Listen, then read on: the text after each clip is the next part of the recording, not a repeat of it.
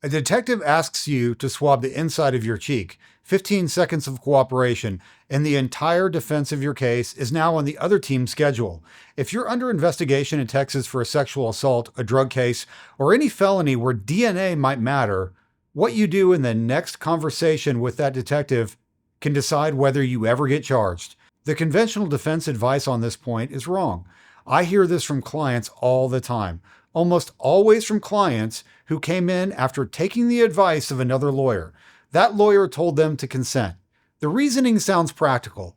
The police are going to get a warrant anyway, so refusing only makes you look uncooperative.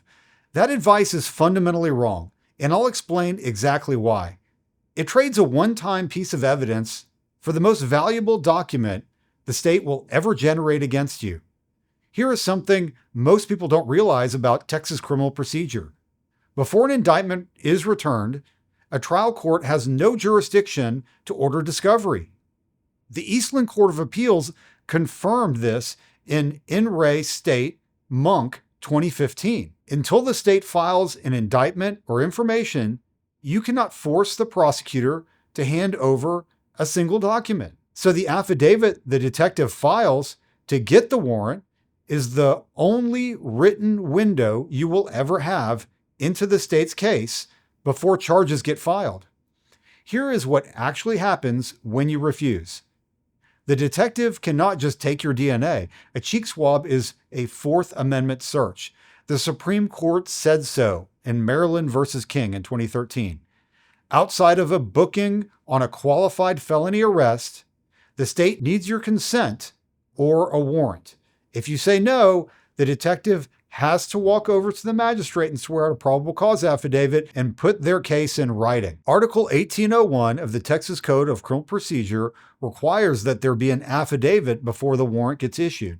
The affidavit has to set out facts, not conclusions, not hunches, facts.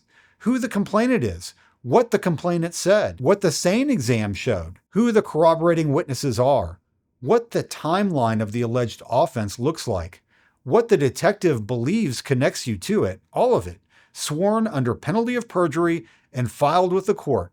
That affidavit becomes a public record in most state cases. I pull it, I read it line by line, and in that moment, months before charges are filed, I know more about the state's investigation than I would normally learn through discovery after indictment. This is the document that the cooperation path destroys. When you consent, the detective gets the sample and walks away. No affidavit, no written summary of the case, no list of witnesses, no timeline. The investigation stays inside the police file until the prosecutor decides to indict. By that point, the witnesses have rehearsed. Digital evidence has been deleted, and you are reacting instead of investigating. When you refuse, I get a roadmap. Here's what I do with it. First, I send a defense investigator to interview every witness the detective listed in the affidavit. A defense interview often produces a different account than the offense report, especially when the witness was first contacted by the police in a stressful setting. Second, if the case turns on credibility and you maintain your innocence, we consider a defense retained polygraph. That polygraph is protected by the attorney-client privilege. If the result hurts, it never leaves my file. If the result helps, I take it forward.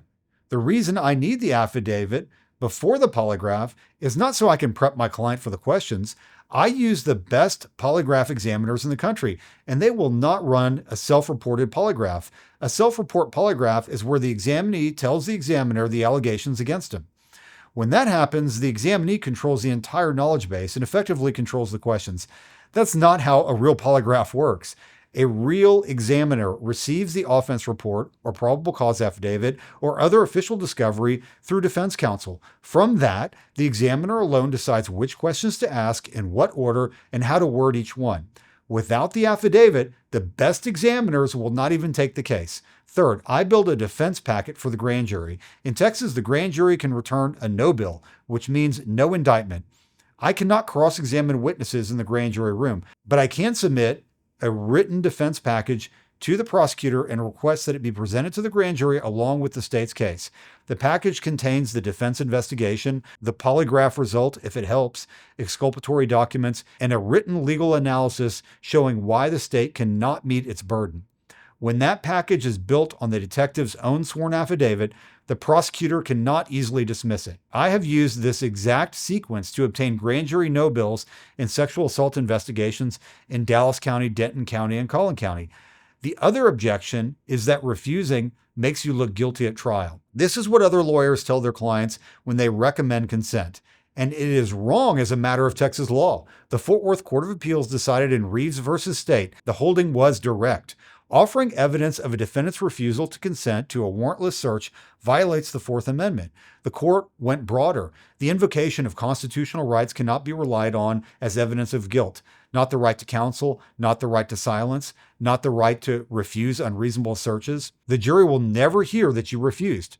Prosecutors may call you uncooperative, but that word has no legal weight at trial. The lawyer telling you to consent so it looks better is selling you a courtroom optic that doesn't legally exist and trading away the affidavit pipeline to get it. If you're being asked to consent to a DNA swab, the decision you make in the next 48 hours determines whether your defense pipeline exists at all. Consent closes it. Refusal opens it. If a detective contacts you and asks for a voluntary DNA swab, this is what you do. Don't argue with the detective. Don't explain yourself. Don't give a statement. Don't consent to any searches of your person, your phone, your home, or your vehicle. Say this: I am not consenting to any search, and I want to speak to my lawyer before answering any questions. Then stop talking. Call a defense lawyer the same day. I am Michael Lowe. I have been board certified by the Texas Board of Legal Specialization since 2007. My office is in downtown Dallas. I handle state cases across Dallas, Denton, Collin, and Tarrant counties, or anywhere else in Texas, and in Texas' northern, eastern, southern, and western federal districts, or anywhere else in the U.S. If a detective in North Texas asked you for a DNA sample, call my office at 214-526-1900.